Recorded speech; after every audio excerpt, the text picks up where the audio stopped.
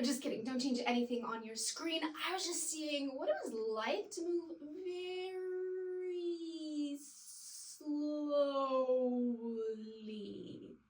And I don't like it very much. But wait, before we begin, I have a question for you. Do you know what has 27,000 teeth and what leaves a slimy trail everywhere it goes? And also, some types of these carry their home on their back. Oh, and they sometimes happen on average to be the size of my thumb.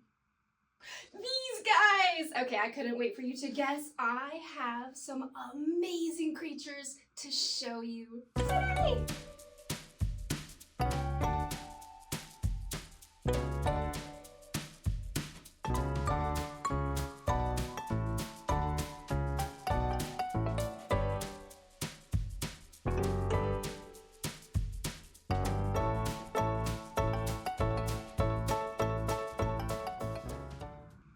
Hi friends, Lolli here, and today we're getting a little slimy. Ooh, these things really do leave a slime trail. I want to show you a close-up of that. Look how much slime this guy is producing. Hey there, little guy.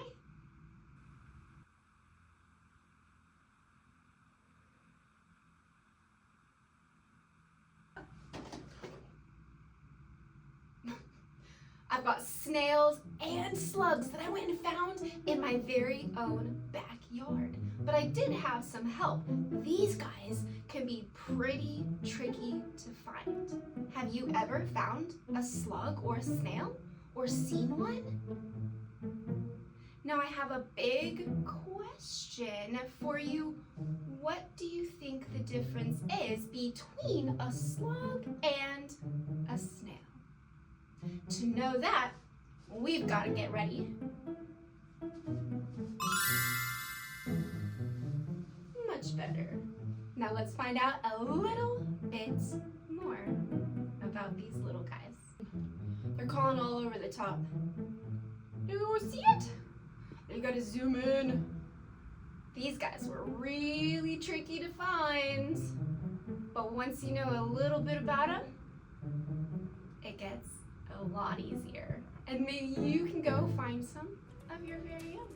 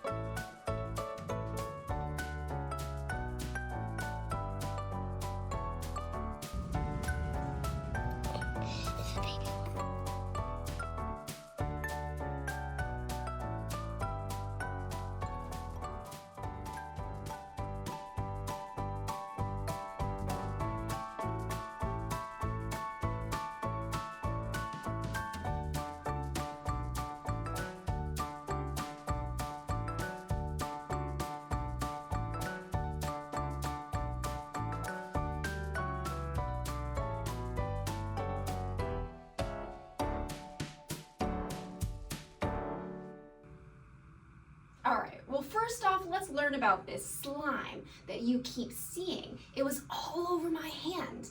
And did you notice, even though it was silly, that it was the way that that slimy slug got away from me? Can you imagine gripping something that was super slippery? It would be very hard to do. The other thing that I wonder if you notice is that in all of these containers, they are clawing up the side of the wall and on the very top. Can you do that? I know I can't. A lot of bugs can for different reasons, and the snail, the way they can climb is with their slime. So although it's a little gross to me and kind of hard to wash off, it's very neat to see that slugs and snails actually have slime for a very good reason. Another reason is, would you want to eat that? So if you were a bird and you grabbed onto him and that slimy, sometimes toxic slime was in your mouth, you would not eat that at all. And so it's a protective measure as well.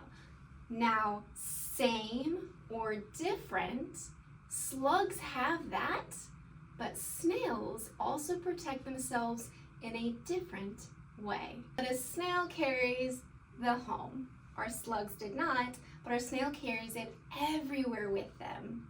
Can you imagine carrying a house? I can't even carry my backpack without wanting to take it off and have a break. That would be a lot. Now, if you can't find much different about slugs and snails, that's because they are both gastropods. Can you say gastropod? It's a silly word, I know, but it means that they're actually kind of like cousins. So even though they have some differences, they have a lot of similarities. Those right there are called antennae. Do you see how many they have? I'll give you a minute. They have two long ones at the top. They kind of look like they keep retracting, and two little ones. So 1, 2, 3, 4. Very good. They have 4 antennae. They don't look like the antennas on other bugs. Can you figure out what theirs are for?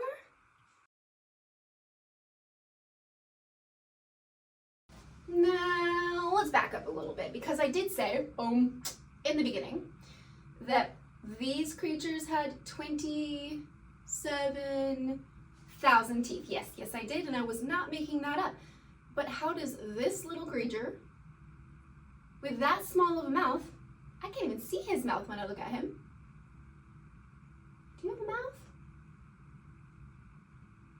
How does that have so many teeth? Well, the interesting thing is they're not like the teeth in our mouth. Let me see your teeth. What great smiles. But they actually have their teeth on their tongue, and they're like thousands of little bristles. And on that tongue, they use that to scrape their food. I wonder if he's scraping me right now, thinking I'm food. I don't think I would feel it because those teeth are probably very, very small. Speaking of, what do snails and slugs eat? Do you know? Maybe pizza. I know I love pizza. I wonder how it would be to eat pizza with thousands of... Never mind. Let's check it out and see what kind of food they eat. So, we found slugs and snails closer to our garden area. Now, why do you think we might find them there? There's little holes all over the leaves. And definitely our garden. We do not want them there. So, we are so glad we found 20 of these little guys to relocate somewhere else where it's not going to harm our garden. However, they use that tongue to scrape it like a little cheese grater. Kind of cool. So I went with my nephew and we looked in the backyard all over the place for these slugs and snails. And we read that they love to be in moist places. I mean, they're slimy creatures. Of course they would need to stay moist and not dry out. They're also nocturnal, which means they like to come out at night. So we knew that they weren't walking around, playing, or doing anything. They were actually sleeping or hiding. But we got very clever, and once we figured out all the damp places in the garden and where they could be underneath something hiding, we found so many slugs. Wait, let's see how many snails you can find. Are you ready?